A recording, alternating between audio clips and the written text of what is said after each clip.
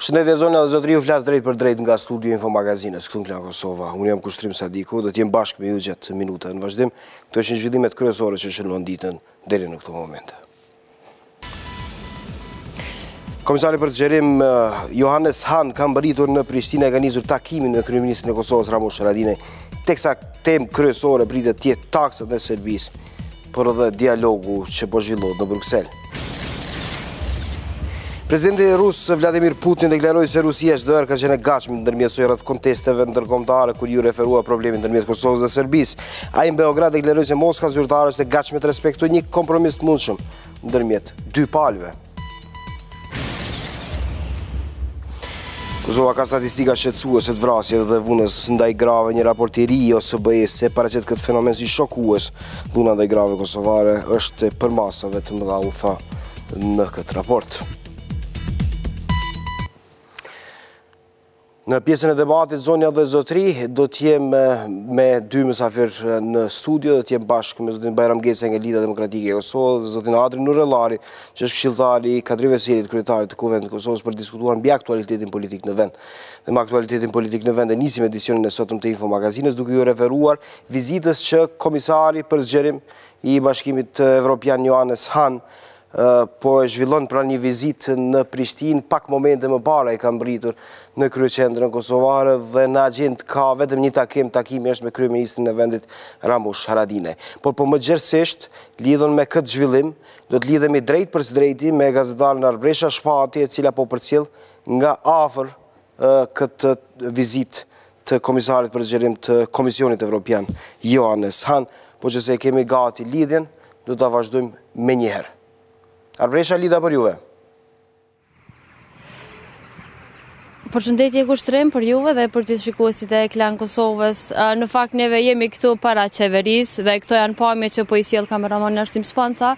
Këtu në njërën prej këtyre zyrave të qeverisë është duke u zhvilluar takimi ndërmjet kryeministrit Kosovës Ramush Haradinaj dhe komisionarit për zgjerim i Bashkimit Evropian Johannes Han, i cili saktësisht ka mbritur në Prishtinë para një ore. Takimi është duke mbajtur me dyert të mbyllura dhe as kryeministri, por as edhe mysafiri i tij nga Bashkimi Evropian na është thënë nga zyra e medjave për të kryeministrit se nuk do të ketë deklarime rreth asaj se çka është duke u diskutuar në këtë takim. Unë në fakt kam provuar që të marr informacione se cila do të jetë tema kryesore e këtij takimi, i cili është ende duke u zhvilluar këtu në ndërtesën e qeverisë, por një gjë e tillë ka qenë e pamundur për të marrë vesh. Ndërkohë që në takim i cili është duke u zhvilluar këtu në qeveri, po marrin pjesë pas kryeministrit, po marrin pjesë edhe ministri i drejtësisë Abelar Tahiri bashku me Enver Hoxhën, si dhe ministrën e integrimeve evropiane Dhurata Hoxha.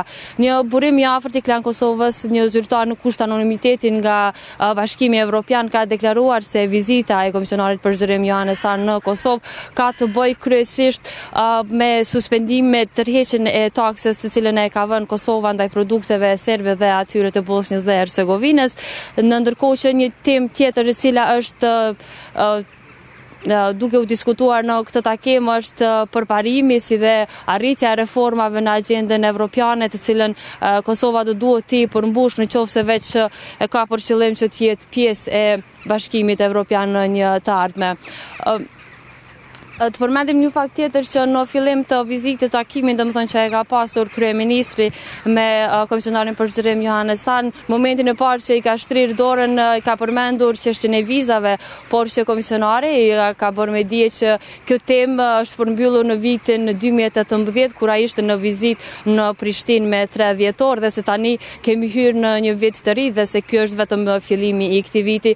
Më pas takimi është vendosur në kabinetin e kryeministrit dhe është duke u mbajtur me dyert të mbyllura. Siç e thash edhe në fillim të kësaj lidhje direkte, un kam tentuar që të bisedoj me dikant prej këshilltarëve të kryeministrit për të marrë vesh se çka konkretisht po diskutohet në këtë takim, por që një gjë e tillë ka qenë pamundur për të marrë vesh. Në ndërkohë që tani kur ka kaluar një orë prej këtij takimit, pasi që në fillim na është thënë se takimi do të zgjas rreth një orë, nga momenti në moment pritet që ndoshta edhe takimi të përfundoj dhe mos ndonjëri si një koqiri ashtu dhe mysafiri nga Brukseli do të japin ndonjë deklarim vete të shihet për çka do, neve do të jemi këtu pranë qeverisë për të përcjellë informacionet më të freksta për shikuesit e Klan Kosovës.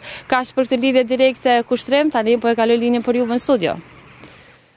Faleminderit shumë Arbresha për lidhjen e drejt për drejt. Lutem nëse ka ndonjë zhvillim të ri, kërkoj lidhjen përsëri. Kjo vizitë e paparalajmëruar e Komisarit të Bashkimit Evropian Johannes Han nuk e kishte zënë në befasi kryeministrin e vendit Ramush Haradinaj. Ai paraditën e sentës kishte deklaruar se mirëpret sugjerimet dhe idetë e zyrtare të lartë të Brukselit.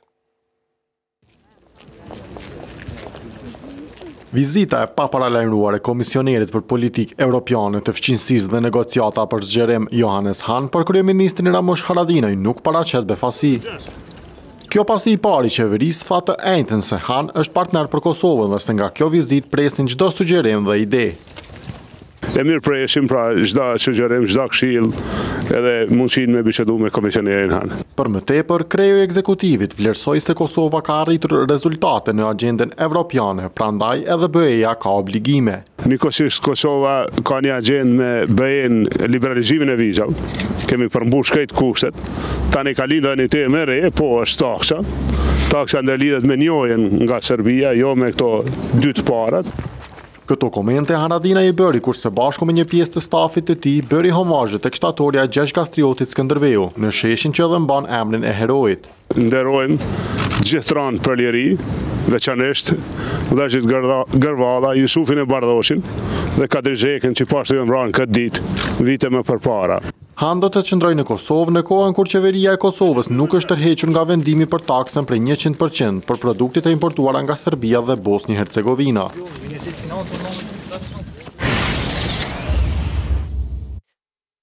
Kryetari i Lidhjes Demokratike të Kosovës Isa Mustafa ka takuar shefën e zyrës së BE-s në Kosovë Natalia Apostolova me cilën ka diskutuar për situatën aktuale politike në vend. Me këtë rast Mustafa e ka njoftuar Apostolovën për qëndrimet e LDK-s lidhur me proceset e rëndësishme për fshirë këtu dialogun ndërmjet Kosovës dhe Serbisë. Sipas njoftimit të LDK-s të dërguar mediave, Apostolova ka inkurajuar këtë parti që të ketë rol konstruktiv në zhvillimin e vazhdueshëm të Kosovës.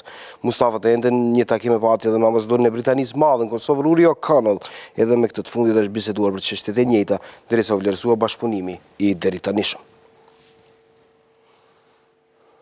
Nga Prishtina shkojmë në Beograd, atje ku është zhvilluar vizita më e rëndësishme e vitit, përsa e takon shtetit sërb, por ku temë kryesore ka qenë çështja e Kosovës pak momente më parë.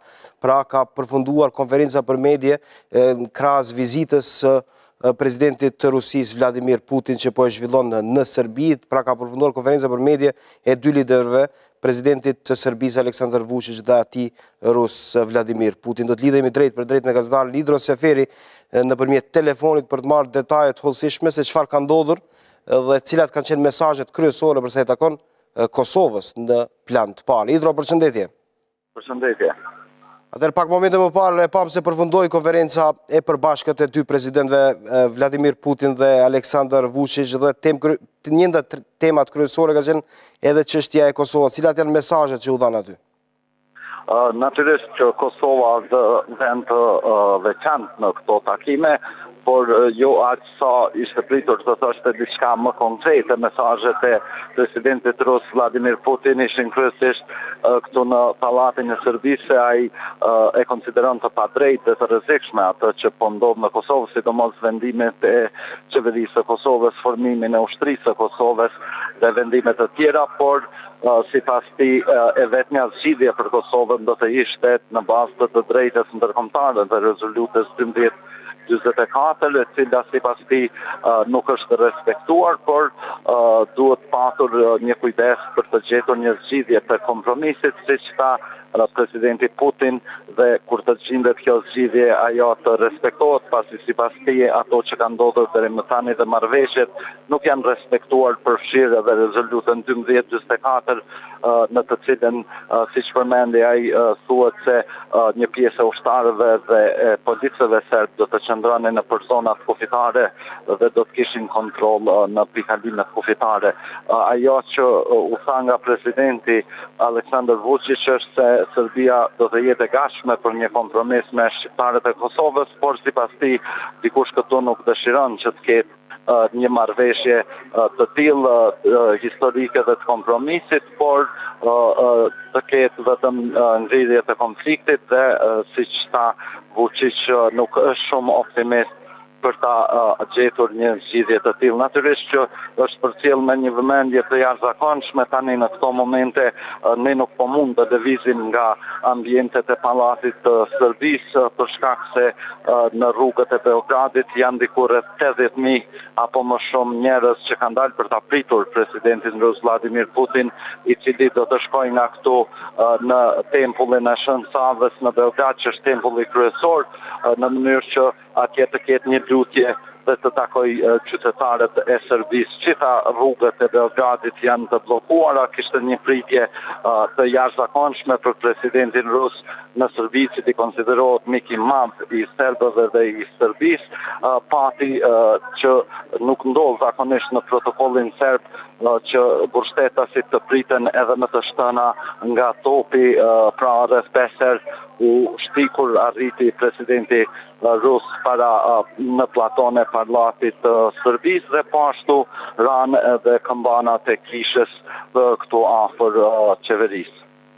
Lutem një pyetje të fundit përsa i takon Kosovës, do t'i kthejmë edhe njerë.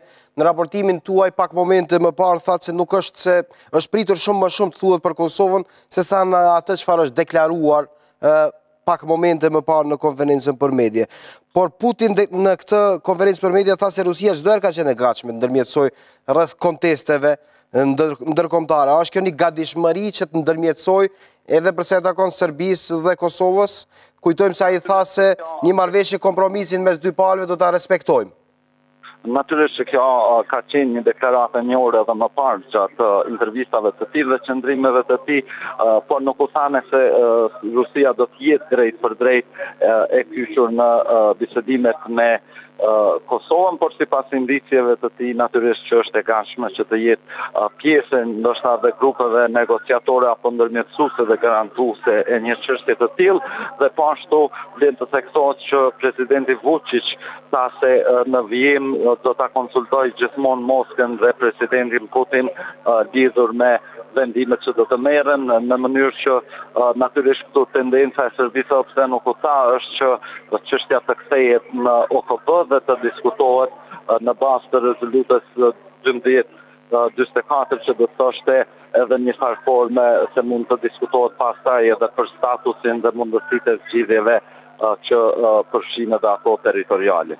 Idro, të faleminderit shumë për raportimin që bërë nga Beogradi. Idro Seferin ishim bashkë në këtë lidhje të drejtë për drejtë. Ai ka ndjekur nga afër vizitën dhe po e ndjek edhe më tutje vizitën e presidentit të Rusisë Vladimir Putin që po e zhvillon në Beograd.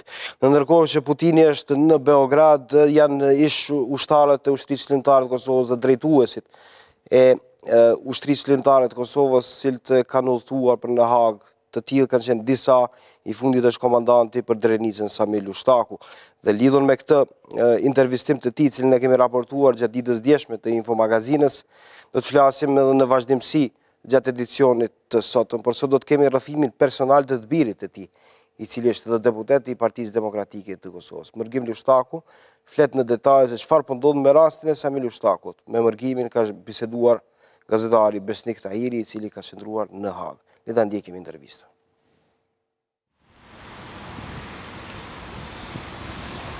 Faleminderit për kohën zoti Lushtaku, a mundesh me na tregu në çfarë cilësie ka ardhur aty juaj do thot këtu në Hagë? Spari faleminderit edhe juve që përcjellni përsaftme këtë ngjarje. Sigurisht edhe për neve është e rëndësishme, por besoj edhe për bashkë vendasit tonë, shqiptarët kudo që jetojnë, pasi që dim shumë mirë që pas 20 viteve ende është duke u shërtuar dhe gjykuar lufta OÇK-s. Fatkeqësisht kjo gjë nuk po bëhet edhe me serbet që kanë bërë krime, masakra edhe gjenocid, por jemi ku jemi dhe tash janë të ftuar edhe generalet komandantet e luftës OÇK-s këtu, mesin e tyre dhe prindi im. Ai është të ftuar sikur se edhe komandant Teremi është ftuar si i dëshmitar dhe i dyshuar. Tash do të shikojmë pasi të kthehen dalin nga intervista se çfarë është thënë atyre.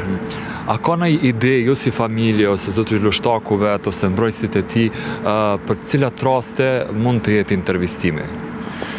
Ne, se që dini shumë mirë, besoj shumica shqiptarë në Kosovë dinë që prindim bin 11 herë është nga Olekse, Miku, tash edhe nga gjykata speciale është intervistuar dhe nuk kanë mujtë me faktu ndonjë akt akus që është bërë.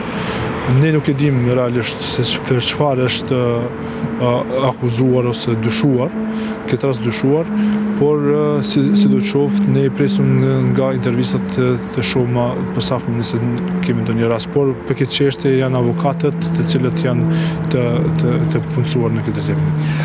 Çish po ishin reagimet në Kosovë pas fillimit të intervistimeve nga zyra e prokurorit të specializuar në Hag, për shkak se kemi pas intervistime edhe në Prishtinë, por çish po ishin reagimet nga Prishtina zyrtare për nisjen e këtyre intervistimeve? Në përgjithësi, tash ne e dim shumë mirë që gjykata është votuar në Kuvendin e Kosovës në legislaturën e kaluar dhe ne e kemi pas që kanë pas të ftuar të ndryshëm për intervistë dhe në këtë drejtim kemi pas intervistime ndryshme. Disa janë intervistuar në Kosovë, të dy tash këtë rast Remi dhe baba im Samil Shtako është ftuar këtu në Hag, që për mu më duket shumë interesante, pasi që ne edhe pse i thamë që çdo herë jemi të gatshëm ku na ftojnë të përgjigjemi, këtë rast dhe besoj që nuk ish ka probleme me mu përgjigj në këtë soaz edhe në Prishtinë edhe Samia edhe Rimi, por nuk e di pse e kanë bërë në këtë formë. Gjithsesi besoj që do të kalojë mirë siç ka kaluar mirë edhe komandant Remi, ndërsa sa i përket Prishtinës zyrtare na e dim shumë mirë që është ligje që është miratuar dhe në këtë drejtim do të veprohet sipas ligjit. Do thotë a ja usheni për të madhe njerëzve që e kanë votu këtë gjykat, do thotë shumë prej partisë PDK-s ku ju jeni tash deputet? Në këtë aspekt, unë nuk kam qenë atëherë në legislaturën që është votuar kjo gjykat. Sigurisht ne kam mendimin tim nga fillimi, nuk e kam bërë publike për arsye se s'kam dashur me ndiku atëherë në këtë pjesë të votimit dhe edhe pse s'kam qenë deputet, besoj si figurë se kam qenë edhe djali Samil Shtako në atë kohë dhe i ka qenë edhe i burgosur, edhe për këtë arsye s'kam dashur edhe me ndiku që me duj me ndiku në këtë proces të votimit se kanë për arsye personale. Në përgjithësi kam menduar që është vendim i gabuar, për arsye se ne e dim shumë mirë se nuk është gjykuar ende krimet serbe ndaj popullatës civile të Kosovës dhe derisa nuk ka ndonjë gjykim për dy palët dhe nuk gjykohet edhe krimet serbe edhe krimet eventuale shqiptare, atëherë për mua ka qenë absurditet votimi i tillë. Por jemi ku jemi, dim pas një imponimi ndoshta edhe ndërkombëtar, është votuar gjykata dhe ne dojmë t'i tregojmë botës që edhe pas 20 viteve jemi të gatshëm të dëshmojmë se lufta ushqikës ka qenë e pastër si loti. E pam kur erdhi zotri Lushtako këtu te zyra prokurorit të specializuar pra të gjykata speciale, me të ishte edhe avokati britanez Jeffrey Nice, ka pas diskutime që zotri Nice ka me pas një pak shumë të majme, sidomos do thot në bazë ditore. Qysh erdhë deri te ideja që një person i tillë, do thot që ka qenë edhe prokuror në rastin e Slobodan Miloševićit, të jetë mbrojtës i Samil Lustakut? Sigurisht që ne i kemi shumë raste që ishte në mbrojtjes së luftëtarëve, forma ndryshme, raste më të mira kemi të Kroacisë, se si ka mbrojtur shteti. Edhe për mu ka qenë edhe më keq pse s'u mbrojt më herët lufta ushqikës nga shteti, çush ka qenë në rastin e Ramos Haradinajt, edhe të tjerëve Fatmilim edhe të tjerë. Por ashtu se ne mendoj që themeli i shtetit Kosovës është vetë lufta e ushqikës. vetë aja luft në ka sjellë edhe lirin, në ka sjellë edhe pavarësinë e vendit. Nëse ne nuk e mbrojmë ata djemë të cilët kanë qenë pjesë të luftës dhe të cilët kanë qenë të gatshëm të mbrojnë civilet të pafajshëm me jetën e tyre, atëherë për çfarë është luftuar. Unë besoj që për herë të parë është bërë një vendim i duhur që mbrohet nga shteti gjithë ata të cilët akuzohen për luftën e fundit të UÇK-s, luftën e fundit 98-99, dhe në këtë drejtim është bërë një akt i mirë. Me gjitha të hapësirat të cilat thashë edhe më herët që nuk pajtona, që është realisht në mungesë se asaj që nuk gjykohet edhe lufta serbe edhe lufta krim barbare që kanë bërë ndaj popullatës civile. Ndërsa pjesën mbrojtjes që është Jeffrey Nice një dihet shumë mirë dhe kemi përcjell gjithë si rolin e prokurorit që ka pas në kohën e Miloševićit. Besoj që për neve ka qenë një nder që të kemi një mbrojtës të tillë.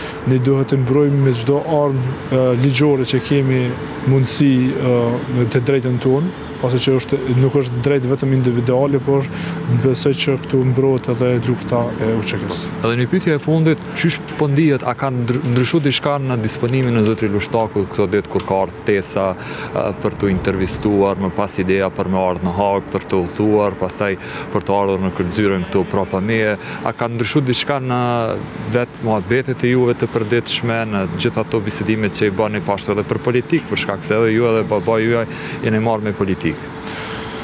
Realisht nuk është diskutuar dhe me parë çështja e gjykatës prej votimit së saj gjykatës speciale, por sigurisht kur vjen një ftesë e tillë që ka qenë për rastin e babait tim, sigurisht që është diskutuar edhe në familje dhe normal që kemi pasë se është mundur që njëkohësisht ose me qindra herë të thirret për të gjykuar si personalitet këtë rast Sami Lushtaku. Por jo vetëm Sami Lushtaku është gjykuar me qindra herë, me shumë herë, këtë rast edhe komandant Remi, Sulejman Selimi, e shumë të tjerë të cilët fatkeqësisht, siç e thash edhe më herët, janë gjykuar nga UNMIK, nga ULEX, tash edhe nga gjykata speciale. Për neve kjo është e padrejtë, pasi që nuk është e mundshme që të gjykohen me qindra herë për të njëjtin rast. Por kjo mbetet tash të shihet se a është për të njëjtin rast apo për ndonjë gjë tjetër. Por ne dim shumë mirë që mandati kryesor i gjykatës speciale është raporti dikmart. Dhe unë nuk besoj që nëse ka një akt akuz tjetër që nuk ndërlidhet me këtë veçori, këtë raport, atëherë besoj që edhe çdo të hudhet poshtë me tutje kjo raport. Për mua, unë tash jam edhe djali një komandanti generali, po për mua është shumë e vështirë kur i kujtoj rastet e ndryshme që shumë djemë si unë, këtë rast nuk kanë prind, pasi që kanë humbur ata e kanë humbur në luftë, ose është i zhdukur në luftë, e ka dëshmor apo e ka viktimë civile, edhe kur i kujtoj ata më bojnë edhe më të fortë për arsye se është një kauzë drejt e luftës, të cilët ka luftuar prindë jemi dhe shumë luftëtarë të tjerë, por gjithë sakrifica e popullit shqiptar ka qenë e tillë që sot jemi të lirë dhe të pavarur. Sigurisht që ju me ato që dëshirojmë, por besoj që do të arrijmë më tutje.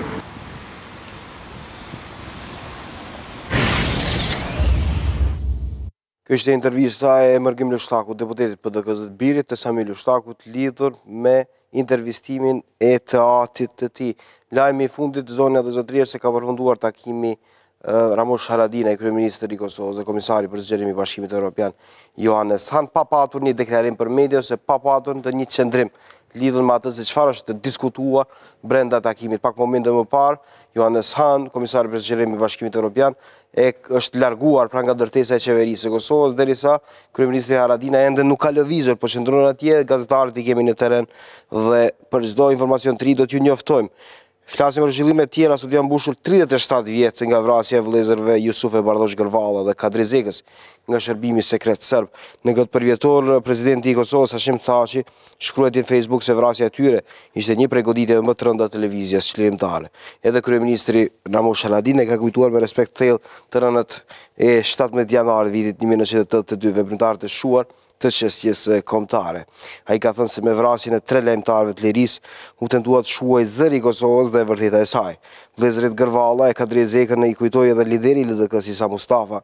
Sipas këtij të fundit, aktiviteti është kontributi i jashtëzakonshëm i Jusuf Gërvallës dhe bashkëveprimtarëve të tij patin ndikim vendimtar në dinamizimin e tërësishëm të lëvizjes kombëtare shqiptare kundër regjimit ish Jugosllav.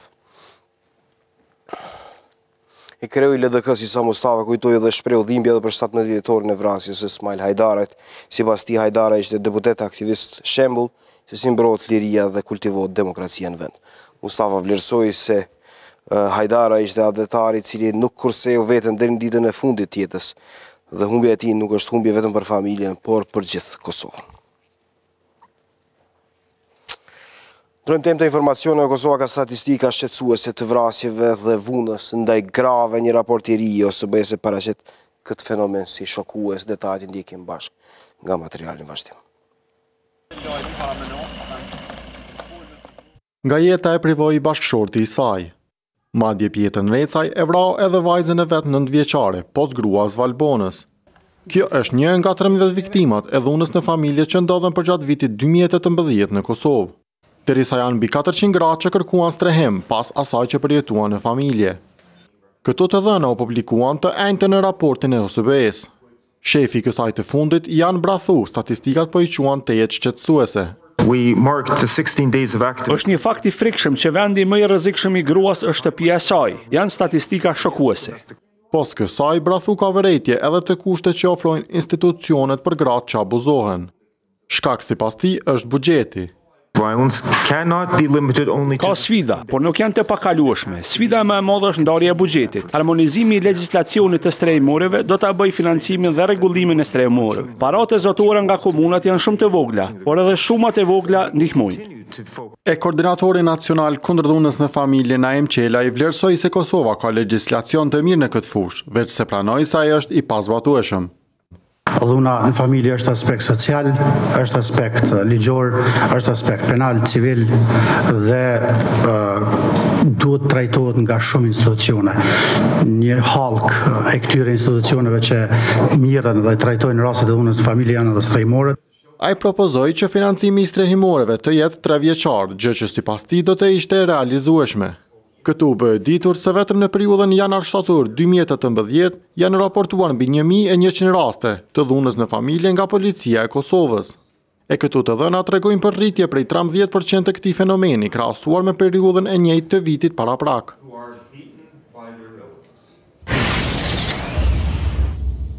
Reflektimet politike mbi dialogun Kosovë-Serbi pas pak në studion e infomagazines me zotin Adri Nurellari, këshilltari i kryetarit të kuvendit Kadri Veselit dhe zotin Bajram Gecaj nga Lidha Demokratike e Kosovës. Qëndroni më tutje në infomagazin, kthehemi pas pak. Rikthehemi drejt për drejt në studion e infomagazinës Zonja dhe Zotri Hynin. Në vendin e duhur, vazhdojmë të trajtojmë dialogun ndërmjet Kosovës dhe Serbisë. Për të satën ditë rresht, bazuar në zhvillimet politike të cilat kanë një dinamik të shtuar kohëve të fundit. Jo vetëm për faktin se komisari për zgjerimi i Bashkimit Evropian Johannes Hahn po qëndron në Kosovë, por edhe për elementin se Vladimir Putin, presidenti i Rusë, foli për Kosovën nga Beogradi, por edhe mbi një presion të Shtetet e Bashkuara të Amerikës që sa po shkon e po bëhet më i fortë për sa i takon heqjes së taksës që Kosova duhet ta bëjë ndaj Serbisë sipas kërkesës së Shtetit të Bashkuara të Amerikës dhe që ende nuk ka gjetur në një përgjigje pozitive nga drejtuesit institucional të vendit. Në studion e infomagazines jam bashkë me zotin Adri Nurellari, këshilltari i kryetarit të kuvendit Kadri Veselit, zotin Nurellari, mirëserdhë në studion e infomagazines. Në studion e infomagazines jam bashkë me zotin Bajram Gecaj nga Lidha Demokratike e Kosovës, zotin Gecaj, mirëserdhë në studion e infomagazines. Zotin Gecaj, po e nis me juve dhe po e nis me taksën që Shtetet e Bashkuara të Amerikës po bëjnë thirrje institucioneve të Kosovës për ta hequr, për të shkuar në një fazë përfundimtare të dialogut ndërmjet Kosovës dhe Serbisë. Përgjigja ka qenë negative dhe në këtë moment, nëse i referohemi kryeministrit vendit Ramush Haradinaj, bëri gabim që dha përgjigje negative ose jo? Shqyqani, mos fillimisht për duhet sepse është spekulu bukur shumë me deklaratet e kryetarit Mustafa lidhe me taksën. Nuk ka absolutisht asnjë kosovar të cilit nuk i ka pëlqy ideja e taksës.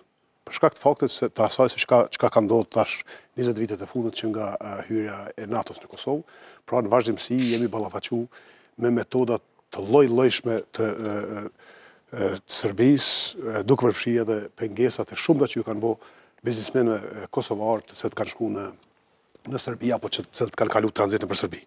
Kështu që nuk ka asnjë individ në Kosovë, unë besoj që nuk i ka pëlqyer përpos kuptohet komunitetit serb, i cili edhe ashtu besoj që në shumicën e madhe është i dirigjuar nga Beogradi, pra që nuk i ka pëlqyer kjo çështje e taksës. Megjithatë, kur vendoset një çështje e tillë, duhet të mendohet mirë paraprakisht. Edhe shitet që kjo nuk është menduar mirë. Unë ato ditë kam pa disa herë njerëz duke thonë mos ke dërti se e ka kryej me ambasadën amerikane. Kjo është konsultim me amerikanët. Pra, në vazhdimsi ke pas këto indikacione që kjo vërtet është e koordinuar. Po tash del që nuk është e koordinuar. Ne duhet të jemi të vetëdijshëm se politikanët kosovarë, jo që nga pas lufta, po edhe më herët, pra çdo veprim që e kemë bërë, e kemë koordinuar me ndërkombëtar. Posaçërisht me Shtetet e Bashkuara të Amerikës. Posaçërisht veprimet e rëndësisë së madhe.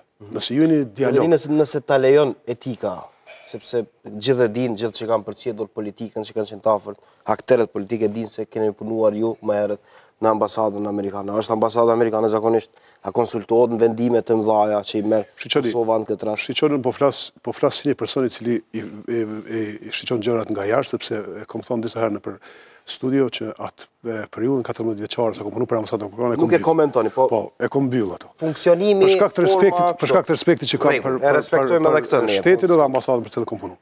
Megjithatë, është botërisht e ditur që çdo vendim të madh që kanë marrë politikanë shqiptarë pas luftës, janë koordinuar me Shtetet e Bashkuara të Amerikës. Dhe kjo taks, nëse është vendosur, është dashur të koordinohet. Ju e dini që atë ditë, unë kam qenë në Bruksel atë ditë. Edhe nga Brukseli më është thënë, prej zyrtarëve të Brukselit më thonë, i humbët vizat. Thash pse? Tha e keni ngrit taksën në 30%. Edhe pastaj, ma vonë, dikun ka pas dita, duket ka qenë ka ora 2, që më sigurt kur është paralajmëruar taksa, del që është 100%. Pra, në Bruksel është ditë fillimisht sepse këtu ka pas një lloj pazarësh. Pra, dikush ka thonë ta dyfishojmë, ta bëjmë 20%, dikush ka thonë 30%, në fund ka ardhur 100%. Edhe pastaj kem pas edhe raha gjoksi. Jo, ka qenë ky person ose ai person i cili e ka ideja që ka qenë, po, zotri Hoxha, zotri Veseli. Pra, edhe pastaj e kem thënien publike, në cilën zotri Veseli i thot Ramushit, i thot kryeministrit, thot nëse don me vendos, ai sigurt që mundesh me majt. Unë vetëm po frikora që ti s'mundesh me majt.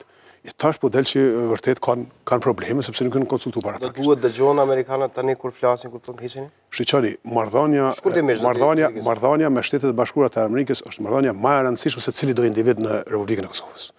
Pra duke përfshirë edhe institucionet përfaqësuese. Ajo është marrëdhënie jetike, ka qenë jetike para, tash po është edhe për të ardhmen. Pra është jashtëzakonisht e rëndësishme. Edhe ne nuk guxojmë ta rrezikojmë ato për teket e asnjë personi, posaçërisht nga fakti që unë kam pas një artikull e kam shkruar në Kohën Ditore, në cilën kam thonë që vërtet kjo çështja taksës i ka pëlqyer gjithkujt. Megjithatë, kjo është bërë për arsye politike. Është bërë për shkak se kjo qeveri ka dështuar thuajnë në gjitha aspektet, edhe është dashur të krijojë një populizëm. Edhe është vërtet që i ka pëlqyer gjithë popullit. Pra është aplauduar nga gjithsecili. Edhe arsyeja pse është vendosur kjo taksë vërtet nuk është ajo të cilën e dëgjojmë zyrtarisht, po është populizmi sepse kjo qeveri vetmet suksese që i ka pas ky konstelacion, pra në suksesin të cilat ka kontribuar LDK-ja, të cilat nuk ishin bërë pa LDK-n. Është demarkacioni edhe ushtria. Nurellari, e zgjatëm pak në 5 minuta, natyrisht kohën do të keni të barabartë që dy, do të tentojmë që ta bëjmë, do ta hapim edhe debatin sepse jemi njerëz civilizuar që debatojmë goxha mirë. A u rrezikua marrëdhënia me miqt më të mirë të shqiptarëve, Shtetet e Bashkuara të Amerikës? Ajo si tarif doganore vendosur ishte e kushtëzuar nga rrethana të cilat kanë qëndruar dhe mbizotuar për një kohë shumë të gjatë. dhe edhe ka qenë edhe një reagim i kuptueshëm dhe i pranueshëm, edhe i drejtë faktikisht, një dëshmi edhe e sovranitetit edhe e pavarësisë së Kosovës, që ka marrë për të mbrojtur interesat e shtetit të vetë një vendim të tillë në një shteti agresor, i cili sikur mos mjaftonte e kaluara e dhimbshme dhe plagët e hapura që ende ngelen, të tilla që ka shkaktuar popullit të Kosovës, vazhdon ta sabotojë, ta dëmtojë, ta pengojë, ta bllokojë shtetin e Kosovës në çdo hap, çdo hapësirë që gjen të mundshme. Dhe në kushtet e një hipokrizie, kur paralelisht ne kemi proces normalizimi dhe marrëveshje të nënshkruara, të cilat ende nuk janë zbatuar. Po ashtu kemi një lloj standarde dyfishte dhe një hipokrizi të mirëfill, e cili u manifestua edhe në mënyrën se si, edhe pse kemi një marrëveshje të tregtisë së lirë, kuadër të ceftas me Serbinë, ata kanë bllokuar në forma nga më të ndryshme penetrimin e tregut të Serbisë prej sipërmarrësve të Kosovës, duke penguar eksportet dhe çdo lloj veprimtarie tjetër të biznesmenëve të Kosovës në Serbi. Kështu që në farë mënyrë ka qenë një taksë drejtë, ka qenë një tarif e kuptueshme dhe pritshme nga një shtet sovran. Vendim sovran ose në konsultim me partnerët në këtë rast me Shtetin e Bashkuar? Unë nuk i di detajet me cilat e ka vendosur kryeministri, por me sa ditë sigurt është ai konsultuar me partinë kryesore të mazhorancës, Partinë Demokratike të Kosovës, dhe po ashtu siç përmendi zoti Gecaj, kjo është një taksë e mirëpritur nga qytetarët, të cilët e kanë ndier në kurrizin e tyre këtë agresion të vazhdueshëm të Serbisë, i cili sidomos periudhën e fundit ka qenë duke u përkeqësuar, pavarësisht një retorik në Bruksel, hipokritie të normalizimit. Në këtë aspekt mendoj që madje edhe në aspektin strategjik ka dhënë Kosovës një tjetër çështje për të negociuar, në kuptimin që i ka dhënë një lloj hapësire më shumë dhe shtim manovre për të pasur një lloj mjet presioni ndaj Serbisë, por edhe përkundrejt Brukselit, që në farë mënyrë, sidomos në mënyrën se si ka trajtuar Kosovën për sa i përket çështjes së vizave, liberalizimit të vizave, ka treguar ca nuanca të qarta, të pastra të standardeve dyfishta. Dhe në këtë mënyrë faktikisht unë mendoj se ka pasur një sukses të vetën, qoftë edhe në shkundjen e vëmendjes në Bruksel, por edhe përkundrejt Serbisë, e cila e ka pësuar në kurrizë të vet, të njëjtin gjë që na ka shkaktuar neve, duke na bllokuar tregtinë e sipërmarrësit. Dhe ka pasur një efekt të tërthort pozitiv në forcimin e prodhimit vendas, në lidhjen më të ngushtë me Republikën e Shqipërisë, dhe në zvendësimin e produkteve cilat deri dje vinin nga Serbia. Kështu që në këtë aspekt ju bëdhoni ka pasur një efekt pozitiv. Po, pozitiv. Efekt pozitiv. A nuk kupton kjo që duhet të reflektohet tani pas tirës së Shtetit të Bashkuar që të hiqet, zoti Nurellari? Dy elemente që do përmenda. Së pari njëherë Shteti i Bashkuar Amerikës kanë përmendur një shprehje tjetër, pezullim ose suspendim, që është diçka më e butë dhe më e kuptueshme dhe pranueshme. Pra lënia e pezull dhe rikthimi tek ajo në kod 2. Pezullimi më e butë se sa revokimi i një vendimi. Po, absolutisht po. Dhe kjo tregon edhe faktikisht nga aleatët një respekti ndaj vendimit sovran të marrë nga Republika e Kosovës. Pra do të theksuar kjo gjë, do të bëjë një dallim ndrysh. Nëse për shembull gjuha e Brukselit ka qenë një gjuhë që thoshte hiqe, që faktikisht ishte kishte lindë një shije të hidhur e të shëmtuar, sidomos në kushtet kur ne kemi të lloj padrejtësie mbi kurrizë të getoizimit të Kosovës dhe pamundësisë për të lëvizur lirshëm, pa çka se kemi përmbushur plotësisht kriteret, madje shumë më tepër kritere se vendet tjera fqinje, dhe pa çka se i është hequr viza disa vendeve të tjera të cilët nuk kanë pas as procesin e liberalizimit, vende që nuk i përmbushin të kriteret e Kosovës, sikurse është Moldavia, Gjeorgjia, Ukraina. Por në Shtetin e Bashkuar Amerikës, duke që janë dhe aleatët e vërtet, përdorin një gjuhë më të natyrshme, më mirëkuptuese e dashamirëse, ku flasin për suspendim. Kur bëhet fjalë për marrëdhënie mes Republikës Kosovës edhe Republikën Federale të Shtetit të Bashkuar Amerikës, faktikisht unë nuk kam se si mos pajtohem me zotin Gecaj kur flet që ajo është marrëdhënie jetike. Dhe insistimi i tyre padyshim që kërkon një reflektim. Së shpejti liderët e mazhorancës kanë përtakuar me ambasadorin amerikan për diskutuar në Olsi për këtë gjë, zoti Veseli ka përtakuar dhe për trajtuar këtë çështje, por padyshim qëndrimi i kryetarit Veseli dhe i Partisë Demokratike të Kosovës është që duke patur parasysh rëndësinë që ka, po themi marrëdhënia, miqësia e ngushtë, janë të parat aleat që populli shqiptar ka prej kur u shem perandoria austro-hungareze dhe na e ngjetur pranë kohët më të vështira kombit shqiptar. Dhe kjo është një gjë që është vërtetuar në disa raste. duke nisur që... Kjo në kupton shkurt e shqip që do duhet dëgjohen. Do duhet dëgjuar e do duhet reflektuar dhe diskutuar me ta. Kjo është shumë e rëndësi, si qëndrim. Absolutisht, sepse mbi të gjitha janë interesat e shtetit. Dhe për interesat e të shteti, pacënueshmëria e marrëdhënieve me Shtetet Bashkuara të Amerikës, dëshmia e besnikërisë ndaj kësaj aleance është e dojmosdoshme, është conditio sine qua non dhe për këtë arsye unë pajtohem kur thuhet që kjo shkon përtej vullnetit e qëndrimeve, kjo shkon në të gjashme shenjta për çdo shtetar, po themi jo politikan, por për çdo shtetar është interesi i shtetit përpara, dhe në këtë aspekt mendoj se do ketë një reflektim pak në ky është qëndrimi i drejtpërdrejtë zyrtar i Partisë Demokratike të Kosovës. Dhe i kryetarit kuvendit Kadri Vesi. E cila i qëndron pas dhe nuk bën bisht, qoftë në vendimin të marrë nga zoti Haradinaj, nga kryeministri, dhe qoftë ndaj mbajtjes së saj, por në këto rrethana është e gatshme që ta rishqyrtojë, ta reflektojë dhe ta diskutojë këtë çështje. Ja, kemi një pjesë majorancës që reflekton zoti Gecaj. Po, kjo duhet të jenë qartë se ne spari këta s'është në binë këtë pozitë. Kjo është e treta herë që ne, sepse, shiqoni, nëse i lexoni mirë porosinë e Shtetit Bashkuar të Amerikës, ajo është shumë ashpër. Ajo është porosia ashpër diplomatike. Ata nuk mund në porosi të tilla të shajnë. Po porosia është jashtëzakonisht ashpër, është një ndër porositë më të ashpra që i ke marrë për Shtetet Bashkuara të Amerikës. Edhe këtu na ka pru jo serioziteti i partnerëve të koalicionit. Cilët ulën dhe thonë, po janë Kongresin 20, 30, 50, pa kur farë konsultime me miqt të ndërkombëtar. Është e vërtet ato që thuhet që Serbia ka merituar me ja bë këto zitet e presidentit Trump, muret e presidentit Trump rreth dhe mi nguju mrena. Megjithatë është ajo pragmatike, ai shërben ajo proceseve, ai është ajo në koordinim me partnerët ndërkombëtar, është çështje tjetër. Pra këta kanë marrë një vendim të hezituar, i cili ka qenë shifet tash qarta që ka qenë vendim populist, cilën kanë premtuar të gjithë partnerët e koalicionit deri sot kanë premtuar që ai nuk është bërë dëm i madh veç më. Se zoti Nurellari thotë se është lëvizur situata rrëndësisht, ka patur efekte pozitive edhe po. Ka shtu hapësirën e negocimit Kosovës. Sikur serbë, ja ta shpjegoj një rast alternativ. Më fal që po ndryhimi që përmendë emrin. Serbët çfarë bëjnë? E kanë bërë taktik shumë herë. Serbët futen, vendosin murin, në urë thotë hajde negociojmë për murin, që sa me ka shkaktuar vetë. Pra ka marrë veprime proaktive. Kështu që në këtë aspekt, kjo na ka dhënë neve një hapësirë tjetër manovre negocimit dhe ç'është më e rëndësishmja, ne kemi ande nga jugu një shprehje që fëmia po nuk qajti, nuk merr sis, nuk merr qumësht. Edhe këtë mënyrë do të ngritur era e rezervë me tregu interesat edhe me ngre kryet sepse për ndryshe shpërfillesh e përçmohesh. Shqoni, askush s'po thot që kjo nuk ka prodhuar rezultate, është e pamundur dhe primitiv mos e prodhojë rezultate. Megjithatë, kur i fut në balans, rezultatet janë negative. Negative për shkak të faktit se ne e fusim një tarif, cilën premtojmë që do ta mbajmë derisa të kemi njohjen nga Serbia. E premtojnë të gjithë secili partneri i koalicionit e ka premtuar këtë çështje. Edhe tash duhet të tërhiqen. Duhet të tërhiqen pse nuk e kanë planifikuar rregull. Pra këto veprime nëse bëhen, duhet të planifikohen.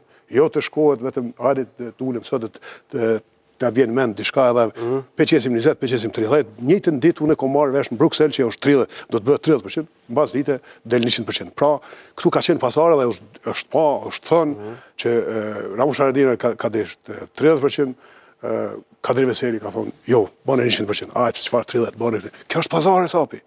Këto çështje shtetërore nuk bëhen këtë mënyrë. Unë nuk po them që s'ka pas efekti, edhe absolutisht është e gabueshme media kur e merr interpreton se LDK është kundër taksës. Ne besojmë që tash këta duhet me mbajt fjalën. Tash këta duhet me lidh kom se kanë thonë të gjithë, edhe më janë shty, jo e kam propozuar unë, jo e kam propozuar unë. Jo ideja ka qenë e ime, është e ime, Enver Hoxhës, Kadri Veselit, jo e qeverisë. Pra, janë shtynë në veti se ideja ku është, sepse tash ka qenë koha Raha Gjoksis. Tash është koha tërheqjes.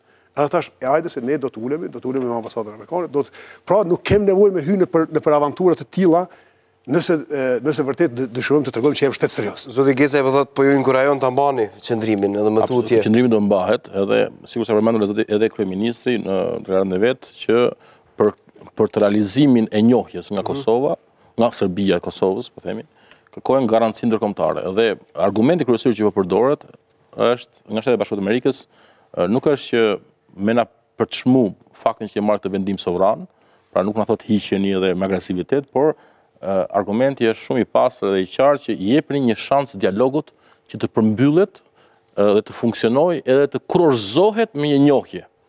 Pra, në farë mënyre, po e shikojnë si instrument për të përmbushur zotimin për të cilën është bërë këtë taks. Pra, nëse mazhoranca ka thënë që kjo taks ishte vetëm në kuadër të njohjes, kryeministri ka thënë një tillë, atëherë nga Shteti i Bashkuar Amerikës, sinjali dhe mesazhi që po jepet, po të lexohet në përjet të rreshtave, është që le të japë një mundësi, një shans dialogut që të finalizohet dhe të kurorzohet me një njohje të ndërsjellë të dy shteteve, me një marrëveshje ndërkombëtarisht njohur dhe ligjërisht obligative, e cila mandej do të materializohet edhe me hyrjen në OKB dhe me zhbllokimin në procesin e integrimit të Kosovës. Pra në këtë aspekt nuk ka asnjë, nëse Shteti i Bashkuar Amerikës edhe ala të tjerë na japin kështu lloj garancish, nuk mendoj pse duhet parë kjo si një ndryshim i pozicionit. Dhe kjo është e gjitha që po thuhet për suspendim, pra për pezullim, sepse kjo i jep mundësi dhe i jep hapësirë, po themi, kurorëzimit dhe finalizimit të një dialogu. Tani kryeministri nuk ka dhënë shenja për një gjë. Është, shiqoni, po përdorim këto lloj fjalësh. Suspendimi do të thotë automatikisht pezullim. Tërheqje, sepse atë moment që të kemë marrëveshje, shiqoni, atë moment që të kemë marrëveshje, anglisht shqip, Google search, suspendim, pezullim. Çfarë kupton ajo? Pezullimi, suspendimi do të thotë derisa të arrihet marrëveshja. Atë moment që të arrihet marrëveshja s'ka. Po pikërisht pra, atëherë është përmbushje edhe kushtit pastaj. Megjithatë, nena është thënë nga të gjithë, duke përfshi edhe shefin tuaj. Na është thënë që nuk do të tërhiqet kjo taks. Pa marrë parasysh. Para më përmend, kemi me dalë nëpër rrugë, nëpër fusha, nëpër male, se hekim këtë taks. Ashtu na është thënë. Pra, ky është pozicioni zyrtar ende. Çka ka ndodhur është një vendim i pamatur, i pa menduar, jo serioz, i pa koordinuar me miq ndërkombëtar, edhe unë thash edhe më herët që kjo çështja e Kosovës është ndërmarrje e përbashkët, është projekt i përbashkët i kosovarëve dhe bashkësisë ndërkombëtare. Edhe në vazhdimsi çështjet e mëdha i kem koordinuar së bashku. Mirë, zoti Gecaj drejton akuzat të rënda ndaj qeverisë, por a ka marrë përgjegjësi në DK-ja për të dialogu? Pse nuk e reflekton këtë thirrje për mirë kuptim ndaj qëndrimeve dhe pozicionin ndërkombëtar LDK-ja me pjesëmarrjen në procesin e dialogut dhe ndërkohë që ka demonstruar që shikon si një patate të nxehtë që i mban duart larg prej saj dhe nuk merr përgjegjësi për këtë që është situash sfida më e rëndësishme e këtij shteti që prej krijimit vet.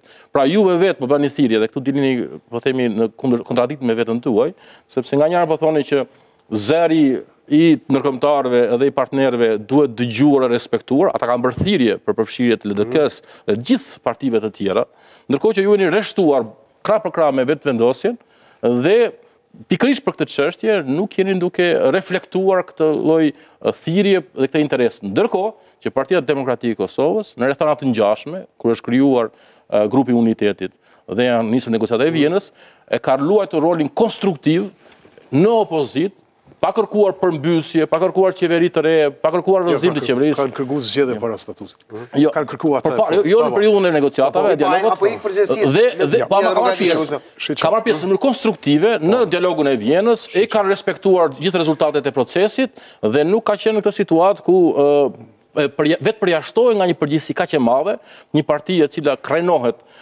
se ka luajtur rol kyç në etapat më të rëndësishme historike të Kosovës, krenohet me emrin institucionaliste dhe pikërisht me vetdije e mban veten jashtë institucioneve, jashtë proceseve dhe ajo që është më e rëndësishme lidhet me zërin tuaj, jashtë rekomandimeve të ndërkombëtarëve, ndërkohë që thirrin në to.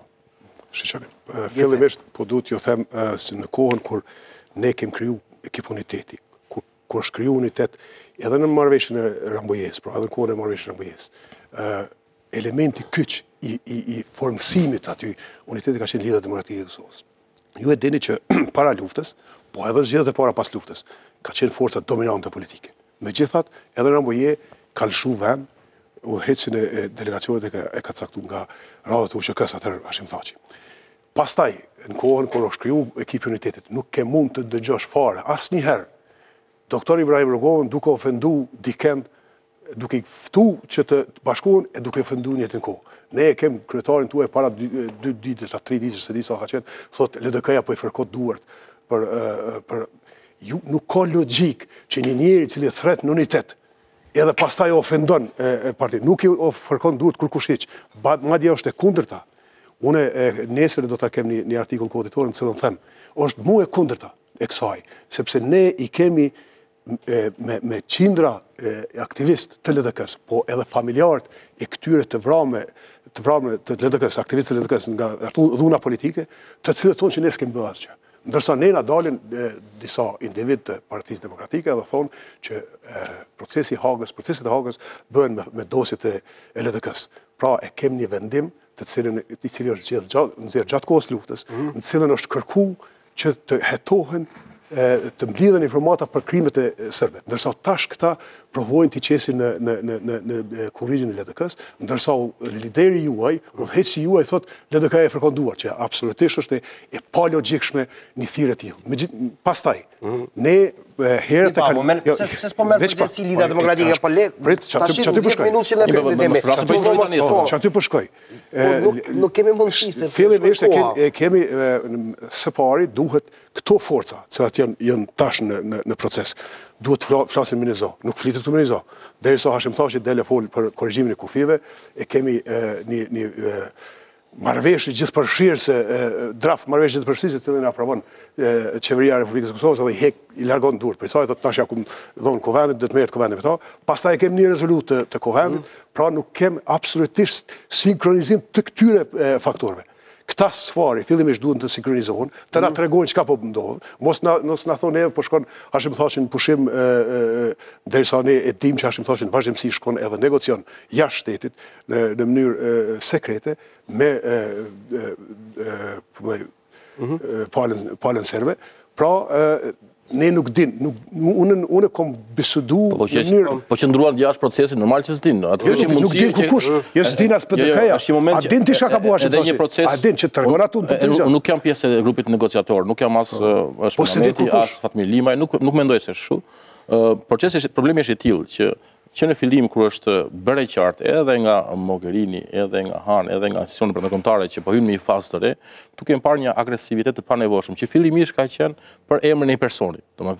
Flasin në març, absolutisht. Madje ka pasur deklarata qesharake që thoshin do ta hedhim në gjykatë kushtetuese se ai po shkel kushtetutën, domethënë që është një absolutet më lloj të vet sepse ato atributet e negocimit dhe të qenë kryetar shteti e përfaqësimit të vendit jashtë dhe e nënshkrimit të negociatave, e shkrimit të marrëveshjeve e ka të garantuara në kushtetuta. Pra ne fillimisht kemi parë një agresivitet personal, domethënë jo përmbajtësor, jo për çështjen dhe kauzën dhe kjo dhe fakti që një çështje kaq e rëndësishme e nivelit shtetëror që po themi mbyll një epokë historike, një kapitull historik, trajtohet vetëm me inate personale, me hatërmbetje, mllafje, maraz, faktisht, është për të ardhur keq. Pra kjo nuk ka të bëjë me reagimin apo hiperndjeshmërinë që po tregon LDK-ja sot, s'po vemi në grup dialogu neve sepse po ndjehemi të fyer nga atë që ka thënë zoti Verseli. Zoti Verseli ka bërë një shprehje ironike nga ato që janë të shumta edhe hidhen romuze, shpoti politike që hidhen pafund. Mjafton të shikosh statuset e zotit Mustafa për të parë që kësi lloj shpotish e romuzesh janë pjesë e përditshmërisë politike të Kosovës. E dha një status sigur një ndryshim qëndrimi. Do të na potencoj edhe zoti Gecaj. Po ta them pak që është kot me uheqën rikonfigurimi i plotit qeverisë. Këto 3 ditë, jo, kjo deklarata para 3 ditëve po na bën. Kjo është një qëndrim jo konstruktiv, refuzues dhe vetë përjashtues, i cili nis që nga shkurti nga marsi si debati branshë. Pra nuk ka se ftesa për unitet juve nuk i keni pranuar, edhe nuk e pranuar sepse po ndjeni një lloj ironie ose sarkazme të pagëlltitshme. Ajo sarkazmi, ironie edhe të shpoti hidhen dita ditës, është pjesë e lojës politike edhe pjesë e debatit politik edhe përplasjes politike. Shqyqyr që janë fjalë në fundit, të cilat nuk janë ofenduese, nuk janë fyes, janë romuze.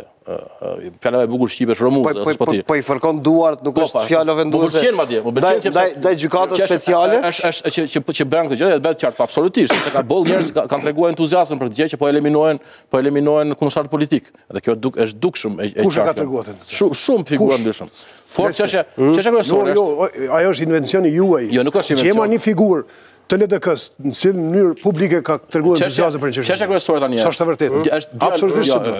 Çështja kryesore është dialogu, është një gjë që kërkon pikërisht sepse po bëhet fjalë për fatet e këtij vendi, kërkon që të lihen minjan, hatërmbetjet, inatet, mllefet, marazet, xhelozit, zilit, të justifikuara ose të pa justifikuara, të arsyeshme të pa arsyeshme, Dhe të merret përgjegjësinë në këtë po. Dhe LDK-ja si parti e cila e ka pasur një rol kyç historik që ju vetë përmendet, kësaj radhe po bën bisht, po shkëputet.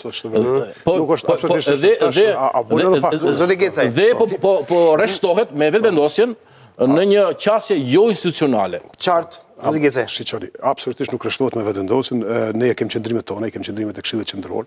Në Këshillin Qendror qëndrimet e qarta kanë qenë që nuk lejohet diskutimi për prekjen e kufive, pa marrë parasysh se si quhet shkëmbim apo korrigjim, pra nuk lejon dokumentet e Lidhjes Demokratike të Kosovës të apërvuara në institucionet legale të Lidhjes Demokratike nuk lejojnë një çështje të tillë. Pra ne nuk mund të bëjmë servisi Hashim Thashit për idetë e tija të cilat kryesisht zhvillohen për shkak të shpëtimit të lëkurës së tij. Mirë, po ai statusi i zotit Mustafa, statusi vetëm pak. Statusi i zotit Mustafa sigurisht kuptohet se ka një ndryshim qëndrimi. Çfarë kuptoni ju me shpëtimin e lëkurës së tij? Zoti Mustafa ka qenë çfarë kuptoni ju shpëtimin e lëkurës së tij? Zoti Mustafa ka qenë shumë i qartë. Kjo është tash apo bëni pyetje ju apo bën kurioz? Po kurioz sepse ka problem se mund ta bëj këtë. Çfarë kuptoni me shpëtimin e lëkurës së tij? 2 minutat e fundit, zoti Gecaj. Duhet sapo thatë asnjë zyrtar, brenda 20 sekondash, asnjë zyrtar nuk kërkon duar për gjykat speciale, ju vetë i referuat, sa po thatë, 20 sekonda më para, që asnjë zyrtar nuk kërkon duar për gjykat speciale, ju vetë thotë shpëton lëkurën e tij, duke bërë referencë kësaj gjëje. Pra ju vetë, sa po dolën kontratë me veten tuaj. Pak më herë thatë që asnjë zyrtar i LDK-s nuk flet, edhe nuk kërkon duar për gjykat speciale, ju sa po thatë këtë gjë. Me marr frym pak, ti me fonon pak. Po ju po shpjegojnë çfarë thatë? Na u morën vesh me lënë hapësirën e tjetrit, po. Shiqoni, kjo është keq kuptim total i mediave që është bë qëndrimit e zotit Mustafa, sepse ne nuk do të bëhem. Është e qartë se Lidhja Demokratike dhe vendimet janë që nuk do të bëhem pjesë as të kësaj qeverie, as të këtij grupi negociator. Nëse duhet të involvohet Lidhja Demokratike e Kosovës, duhet të shkojmë në zgjedhje apo të ketë rikonfigurim total. Që do të thotë rikonfigurim total. Domethënë, kjo qeveri bie krejt. Absolutisht bie krejt. Pa u shpërblyer pushtet, LDK-ja është pjesë përgjithësi. Ajo do të thotë që në këtë konstelacion të këtyre forcave, të cilat Ramush Haradinaj dje e kërcënoi Hashim Thachin.